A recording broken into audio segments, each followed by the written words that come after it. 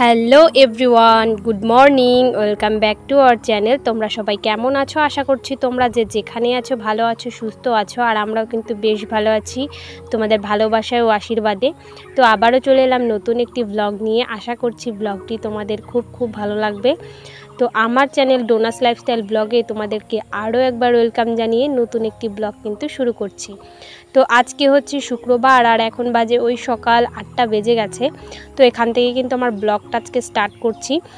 ঘুম থেকে অনেকক্ষণ আগেই উঠেছি, ওই 7টা বাজে তখন কিন্তু উঠেছি। তো আজকেও কিন্তু লেট করেই প্রায় উঠেছি, কারণ সকালবেলা বৃষ্টি ছিল। তোমাদেরকে একটু দেখিয়েও দিলাম বৃষ্টিটা। তো কয়েকদিন থেকে বৃষ্টি হওয়ার কারণে মানে কাজের কোনো কুল কিনারাই নেই, কখন কোনটা করছি বুঝতেই পারছি না। তো যাই হোক, এদিকে দেখো সকালবেলা ঘুম থেকে উঠে কিন্তু সমস্ত বাসি কাজকর্ম সেরে নিয়েছি। আর বাসি নাইটিটা চেঞ্জ করে চলে এসেছি রান্নাঘরে। তো 1 কাপ চা আগে বানিয়ে নিলাম, দুধ চা। তো তারপরে সেটাকে খেয়ে তারপরে যে কাজে লেগে পড়েছি। তো এখনও কিন্তু হালকা হালকা বৃষ্টি পড়ছে, তো যাই হোক খুব একটা পড়ছে না। তো এদিকে দেখো, প্রথমে আমি এই যে গ্যাসের টেবিলটাকে একটু জল দিয়ে মুছে নিলাম। তো মুছে এখন রান্নাবান্নার জন্য যেতে হবে, কারণ অনেকটাই বেলা হয়ে গেছে। তো ছেলে উঠে পড়েছে, তো ওকে খাইয়েও দিয়েছি আর বিছানাপত্রগুলোও কিন্তু তুলে নিয়েছি। তো যাই হোক, এদিকে দেখো সবজিগুলো কেটে কিন্তু একদম গুছিয়ে নিয়েছি। তো আজকে হবে সোয়াবিনের ঝোল, আর কি রান্না হবে তোমরা একটু পরেই দেখতে পাবে। তো এদিকে দেখো সোয়াবিনগুলোকে ভিজিয়ে রেখেছিলাম জলে, সেগুলোকেই কিন্তু ভেজে নিলাম। আর এদিকে সোয়াবিনের তরকারি রান্না করার জন্য আলু আর পেঁপে কেটে নিয়েছিলাম। তো সেটাকেই আমি এই যে পেঁয়াজ সম্ভার দিয়ে বসিয়ে দিলাম। তো এদিকে আমার সোয়াবিনের তরকারিটাও আমি করতে থাকবো। আর এদিকে এই যে জমির থেকে আমাদের নিয়ে এসেছিলো কুমড়ো ফুল, তো সেটার জন্য কিন্তু এই যে চাল ভিজিয়ে রেখেছিলাম, সেটাও বেটে নেব। আর তরকারিটাও কিন্তু আমার হতে থাকবে। তো এদিকে দেখো চাল বাটাটা আমি হয়ে গেছে আমার। তো চাল বাটাটাকে ওইদিকে রেডি করে নেব। আর ওইদিকে আমি ঝোল দিয়ে দিয়েছি সোয়াবিনের তরকারিতে। তো ঝোলটা আমার প্রায় ফুটেই এসেছে। তো এখন কিন্তু আমি এই যে সোয়াবিনগুলোকেও দিয়ে দেব। তো এদিকে ঝোলটা আমার হয়ে এসেছে, এখন কিন্তু আমি ঝোলটাকে নামিয়ে নেব। তো খুব সিম্পলভাবেই কিন্তু রান্না করেছি, একদম হালকা পাতলার মধ্যে। তো এরকমটাই খেতে ভালোবাসি, তো সেই কারণে। আর এদিকে দেখো কুমড়ো ফুলের ব্যাটারটাও কিন্তু তৈরি করে নিয়েছি। তো কুমড়ো ফুলের ব্যাটারে কিন্তু চুবিয়ে এখন আমি কুমড়ো ফুলের বড়াগুলো ভেজে নেব। তো আমার বড়া হলে আর কোনো কিছুই লাগে না, যে কোনো বড়া আমার ভীষণই প্রিয়। তো বড়া হলেই আমার ভাত খাওয়া হয়ে যায়।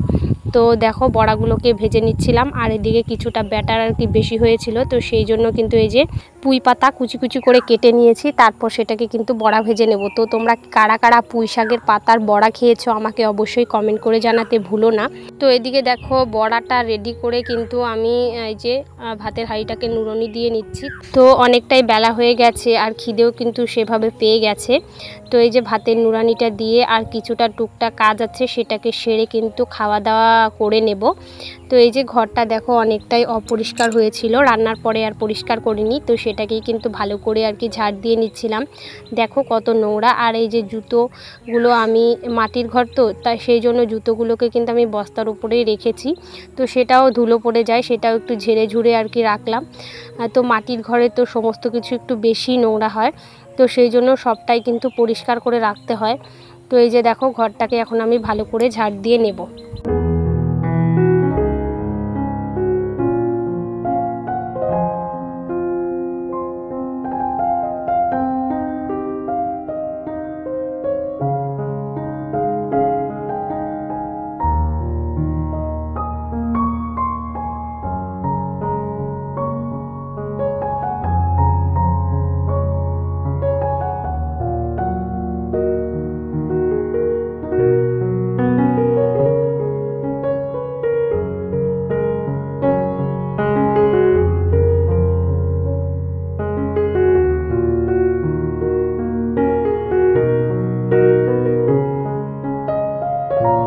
এদিকে দেখো ঘরটাকে পরিষ্কার করেই কিন্তু আমরা খাওয়া দাওয়া করে নিয়েছি। আর খাওয়া দাওয়া করে এই যে কত বাসন জমা হয়েছিল, সকালবেলা চা খাওয়ার বাসন টাসন থেকে শুরু করে সমস্তটাই পড়েছিল, তো সবটা একবারেই মেজে নিলাম। আর এদিকে কিছুটা জামা কাপড় অফ ক্যামেরাতেই আমি ভিজিয়ে রেখেছিলাম, তো সেটাকেই এখন কেচে মেলে দেব।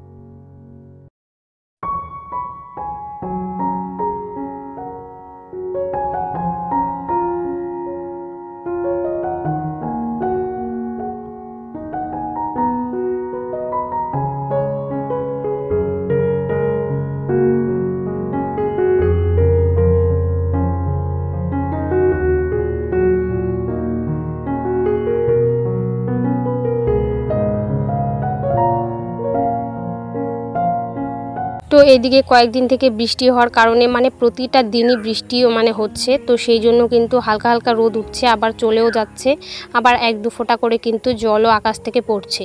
তো যাই হোক, এদিকে জামা কাপড়গুলো কেচে দিয়ে একদম মেলে দিয়েছি। আর এদিকে কিছুটা সুপারির আর কি এই যে খোলগুলোকে আমি মেলে দিয়েছিলাম সকালবেলাতেই, তো সেগুলো যেহেতু রোদ নেই আর শুকিয়েও গেছিলো, তো সেই জন্য কিন্তু একদম রান্নাঘরে রান্নার জন্য আর কি রেডি করে রেখে দিলাম। আর এদিকে সকালবেলা বৃষ্টির কারণে উঠোনটাকেও ঝাড় দেওয়া হয়নি, তো সেই জন্য কিন্তু উঠোনটাকেও এখন ভালো করে আমি ঝাড় দিয়ে নেব। আর তোমরা কে কোথা থেকে আমার ভিডিওটা দেখছো অবশ্যই কমেন্ট করে জানাতে ভুলো না। আর যে সমস্ত বন্ধুরা প্রথম থেকে আমার ভিডিও দেখে আসছো তাদেরকে অসংখ্য অসংখ্য ধন্যবাদ জানাচ্ছি। আর যে সমস্ত বন্ধুরা আমার এই ছোট্ট ভিডিওটি আজকে প্রথম দেখছো, আমার এই ছোট্ট ভিডিওটি তোমাদের যদি কোনো কারণে ভালো লেগে থাকে তাহলে অবশ্যই লাইক কমেন্ট শেয়ার করে কিন্তু আমার পাশে একজন বন্ধু হয়ে থেকে যেও। তো আমি একটু বেশি কথা বলি, তো তোমরা কিছু মনে করো না। তো তোমরা হয়তো বলতেও পারো যে এই মহিলাটা বেশি কথা বলে বা বউটা বেশি কথা বলে, তো তোমরা একটু অ্যাডজাস্ট করে নিও প্লিজ বন্ধুরা। তো যাই হোক, এদিকে দেখো উনুনটার কয়েকদিন থেকে কি অবস্থা, আর বৃষ্টির কারণে ল্যাপাও হচ্ছে না, বাইরেও জল কাদা, আর ঘরটাও লেপলে পরে শুকোবেও না, তো সেই জন্য কিন্তু ল্যাপাও হচ্ছিল না। তো সেই জন্য আজকে একটু আর কি রোদ মানে উঠেছিল, তো সেই জন্য আর কি উনুনটাকেও লেপবো আর ঘরটাকেও কিন্তু লেপে নেব। আর বাইরেটা আজকে আর লেপবো না, যেহেতু আবার বৃষ্টি আসতেও পারে, তো সেই জন্য ঘরটাকেই কিন্তু লেপে নেব।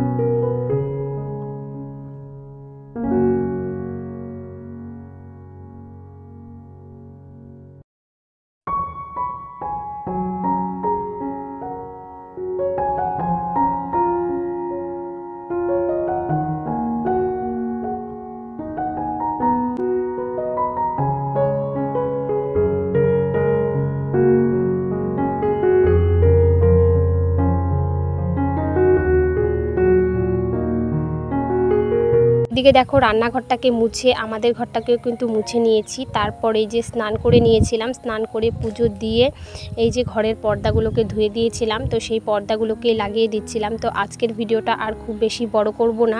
তো আজ আসি, কাল আবার দেখা হবে নতুন কোনো ভিডিও নিয়ে। ততক্ষণের জন্য তোমরা ভালো থাকো। Good night.